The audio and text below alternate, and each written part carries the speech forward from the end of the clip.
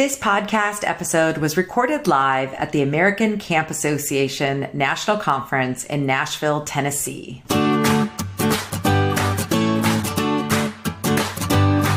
Hello and welcome to the Sunshine Parenting Podcast, where each week we talk about ideas for raising kids who become thriving adults.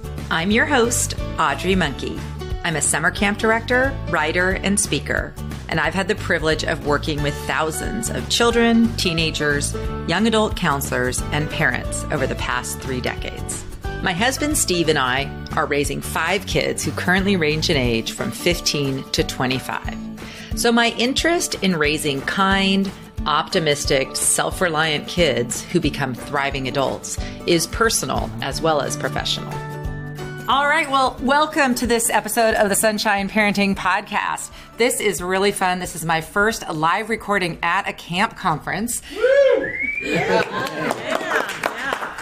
We're here at CodaCon 2019 in Nashville. Where are we? What's the name of this hotel?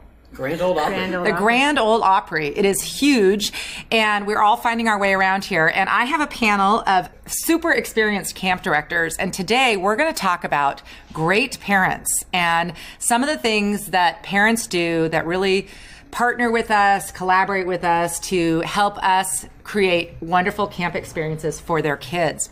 So let's see who we have here on the panel today. My name's Maggie Brown, and I direct We Hockey Camp for Girls in northern Wisconsin.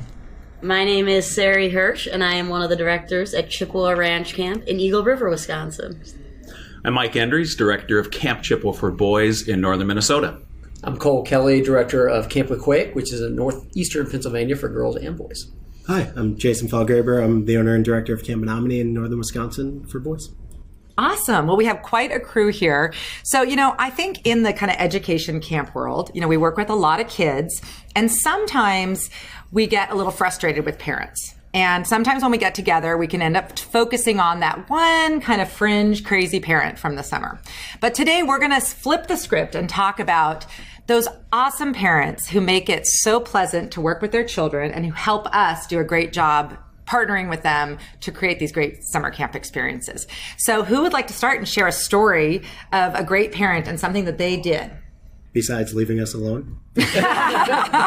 Or bringing cookies. Right, yeah, exactly. Those are always fun, too. Actually, cookies are good, especially if you're in a remote setting or if someone brings you a coffee or cookies. Sometimes it's quite nice. So we have a family that actually is from Paris, France, who's been with us for a number of years, and she literally brings a box of cookies and whatnot from Paris every summer. So you're number one, kind of. That's a lovely thing. But like you said, it's when they kind of let us do our jobs, right? Or support us in doing our jobs. Those are the I think ones. Trusting us is the biggest deal. My favorite parents are the ones that answer all of the camp forms and write too much and send us up with the full behavioral plans and stuff that's working at home. And when we call them, they'll follow our lead on their letters to the kids. They'll support us on the phone with us and also support us in what they're saying to their kids, which is a big deal because we've had the opposite happen a number of times. I think it's great when parents actually call and ask a lot of questions before camp even starts. Yes. So that if you can have 20, 30 minutes on the phone with some parent sending their child away for the first time, and they ask all these great questions about safety, about supervision, about games and activities. If they ask all of those, it's just the great start. And so many, unfortunately, feel like they shouldn't. It's like, oh, I'm sorry I have so many questions. Like, I'm so happy you exactly. did. I'm taking up too much of your time. I'm like, no, you're not. This is what I would rather do with every parent than not. So. And I think, too, in this email era, I mean, we all just sit around staring at our computers waiting for an email from the next person. I think all of us camp people like working with people and kids and parents. So I think most of us would rather have a conversation on the phone with a parent, wouldn't you say, than to do some big, long email exchange. Okay, what else we got? Ideas of great parent. Well, I was thinking of building relationships, which is what we all do so very well, and it's fun to get those legacy campers start to come to camp. And so it's usually, for us, in our case, it's the dad who's all in, and it's generally the mom that's kind of like, I'm not really sure about this. So for our younger boys, they can come for 2 weeks. Our boy's going to 3rd, 4th, or 5th. So we had a boy from Houston come for his first 2 weeks. He gets off the plane, his dad greets him right away and says, Dad, that was fantastic. I want to stay for 8 weeks next year. And he's like 8-year-old little boy. And he goes, that's great. Please go tell your mom you love her first before you tell her.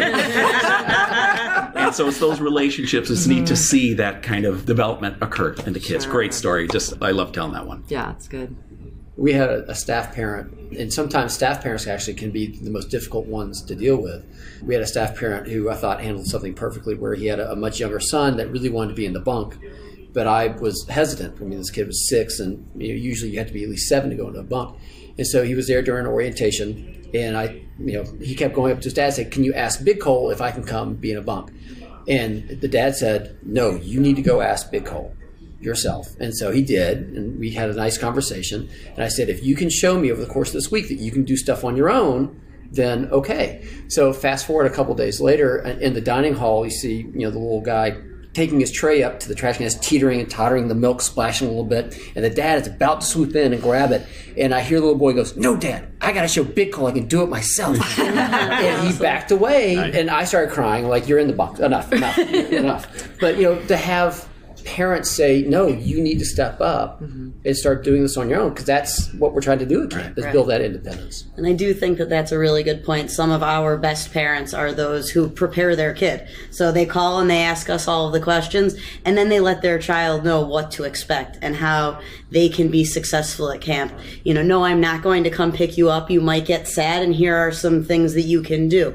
But to set their kid up for success even before he or she arrives at camp, I think is Huge. Yeah, that's key, because it's really easy to talk a big game with your kids before they get there, but when you get that first bad letter and you're sitting at home, and we always say it's always easier to be a first-time camper than a first-time parent, because the parent's just sitting there waiting to see that next picture, waiting to see whatever that is, and so it's easy to overreact to that first thing. So the ones that call us and talk it through with us and stick with it before that overreaction are the great ones. I think it's great when a parent calls when they get that first letter home. After, and by then for us it's like 5 days. I mean, it takes 4 days to get a letter anywhere from camp, right? So really a whole bunch of time has gone by since the child wrote that letter, but that gives us a chance to then tell the whole story. Yes, that's what she was like on day 1, day 2, and this is then what we did. And then there's the back and forth conversation too. I think it's really, again, it's a positive opportunity for us to share what's going on at camp in that time when the child grew so much.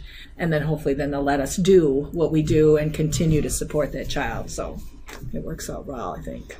So when they make that call, what should a parent say? Like they get that sad letter, or what's an appropriate way to approach us that we're like, "Yes, I love working with you"? What are some of the ways that when they call, what kinds of things can they say to sort of, be supportive of what we're doing? Well, I think the acknowledgement that they hopefully understood that there was going to be some growth and challenge to their child. And so I think just starting out by acknowledging, first of all, this was probably 3 or 4 days ago. This was the date on the letter, and I'm sure some things have happened. Why don't you tell us more about what's been going on? And I think that that's the best way, is just to say, tell us the story. And then we can move from there if maybe there hasn't been a lot of change and we need some more strategies. I think you were mentioning strategies that parents can say, well, when this happens at home, or this might have happened at another time, and this is what we did. Sure. Yeah, that's I was thinking that with the letter situation, I think some parents don't call. They feel like we were talking before when you were saying you like it when they call and ask a lot of questions before. I think we would all agree we want them to call, right? If their kid, if they get a letter that's like sad or not getting along with someone, we want to hear so we know that we've resolved it or can work with them to make sure we resolve it. So I think that's another thing. Sometimes parents don't realize that being a great parent often means calling us. Like they might think that we don't want to hear from them, but we do, right? I also think patience for parents is really important, because they might get that letter, they might present something to us that could be the first time that we're hearing about it. Hopefully it's not if we're really engaging, but once in a while you'll get that call, and I appreciate the parents who give us time to look into it and make sure that we're looking out for their kid and not calling in an accusatory manner. That's always really important. It's the tone, and that can't be easy for a parent. Take a deep breath and make that call without getting worked up and feeling anxious. So I guess that's part of our job, to kind of break down those barriers and make sure we're talking through it. And I think there is that balance of like, when do you get that first letter as a parent, say, "Oh, here's my tear-stained circle, come pick me up." And then when do you jump in? And we've all had this, I think, as directors. Then that next letter goes home, and the food's good. And then the next letter goes home, like, camp is great. And next letter is, I can't wait till next year. And a lot of parents save those letters and share them with us. And then you just kind of go, yes, there is that growth. That's the option. And you feel that. And that's like, okay, puts wind in your sails for what we do. Yeah.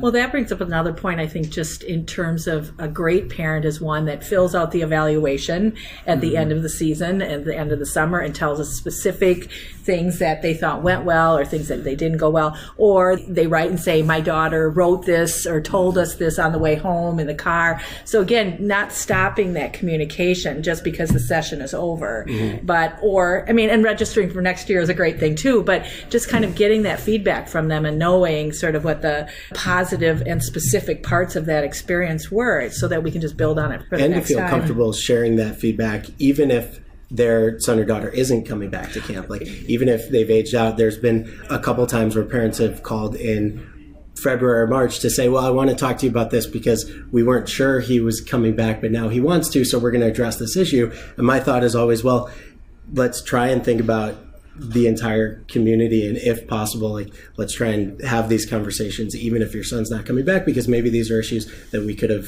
fixed or mediated as it relates to the rest of camp and not just one camp. And we'll be more prepared going forward, because it's so much of what we do is based on the training that we're able to provide our staff. And the more information we get from feedback from families, and sometimes, there's 3 or 4 different sides to every story. Right. So then it gives us a chance to really kind of investigate and try to figure out what's going on now that things have kind of calmed down. Right. And then prepare for it. And we ask our kids to buy into the community. We ask our staff to. So we should ask our parents to. Oh, absolutely. Well, when you get down to it, we're partnering with the parents. 100%. So I love those parents that call me with a little giggle in their mouth saying, I got a letter. It's like, okay, now I know it's, they're on board. It was a sad letter.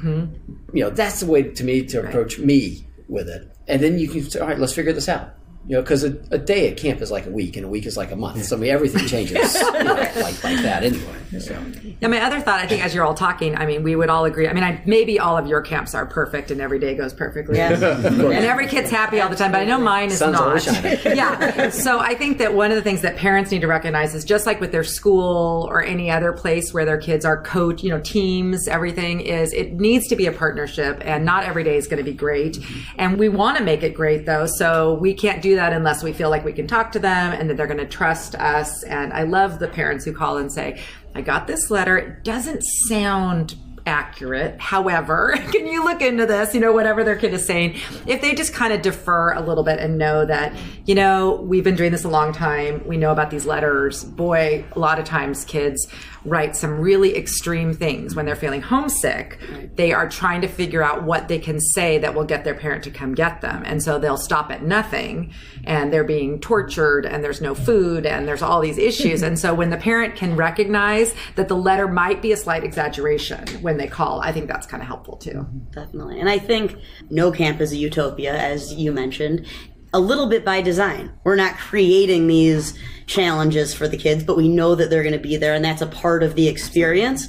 And I think the parents that embrace that, even if in the moment this is such a struggle for me, my kid is 500 miles, but at the end to say, I'm happy she had that experience, or wow, she's going to know how to, solve this problem, navigate this issue at home when this happens.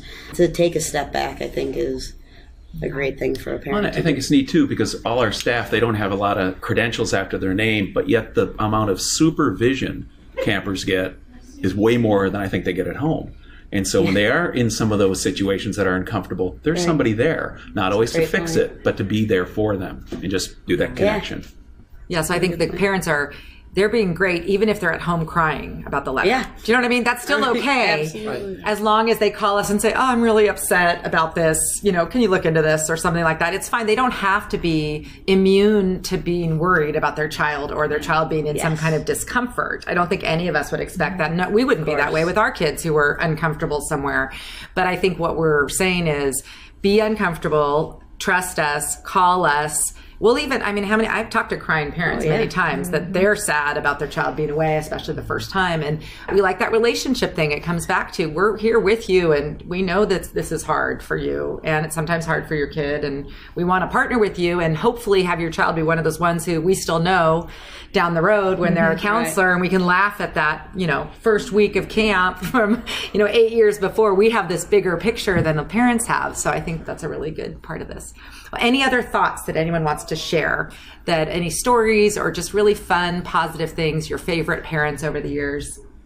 I would just say I really like when parents send letters to their children that are really helpful. And even though they're boring, like, please tell me your 4 activities and was the water cold, and, just kind of blah letter, but to keep the camper engaged in what's going on at camp. And then to write back. So these were the activities I did, kind of coaching their child from away, I think that's really helpful. And a lot of parents, don't have a lot of time or they're busy and they're doing things. And so they get the 1 or 2 line emails or whatever, to their camper. And it's so great when a parent takes the time to really write a nice newsy letter and inquiring about what the camper's doing at camp. So I think that's another great sign of a parent who's partnering with us to help. For sure. It's been neat, too, to see some of our parents grow in a lot of ways. We had a boy who was 7 that came to camp all the way from the Los Angeles area. And so his dad brought him to camp for about 3 years, and the camper was ready to go every year. It's like, Dad, you can go home now. And this is the first year, or last year was the first year that he said, yeah, I think I'm ready, that I don't have to go to camp. and it was great. Thanks, Dad. So it is neat to see that growth as well in our parents. Yeah. I think it's nice when parents have a good sense of humor with their kids too. We had a young kid and a dad who had a special relationship where they would tell each other like yo mama jokes back and forth. And so the kid asked the dad to send a bunch in an email, and he did, but he copied and pasted ones that were way should never be put in a 3rd and 4th grade cabin. And he sent the email and called me 10 minutes later. He's like, hey, you got to dig through the hundreds of emails and pull this one out because I sent the wrong jokes to my son. But at least and that was his son's first time away, and he was trying to make him comfortable. And so I appreciated the mistake, even though it's nice when parents are he caught it. Yeah. Oh, that's a good one. Yeah. The parent who will admit that, whoops, I might have done something wrong. Yeah, that's good. Okay, well, this has been really great. Thanks for joining me for this conversation about great parents. I think it's good for all of us to focus on the majority of our parents who are really fun to work with. And there's only a few that make our summers a little more challenging. Thank you. Awesome. Thanks. Thank you. Thank you. I had such a great time chatting with these fellow camp professionals, and I hope you enjoyed our conversation. For photos from the event, as well as links to some of the topics we discussed, as well as the names and information about each of the camps we talked about at this event, visit my website at sunshine-parenting.com and search for episode 76. I think it's so important as a parent that we remember that there are many other people out there to partner with to help us raise kids who become thriving adults. So I'll end this episode with one of my favorite quotes. Alone we go fast. Together we go far. This podcast is a proud member of Parents on Demand, a network of high-quality shows for families just like yours. Download our free network app on Apple and Android and listen to your favorite episodes on the go.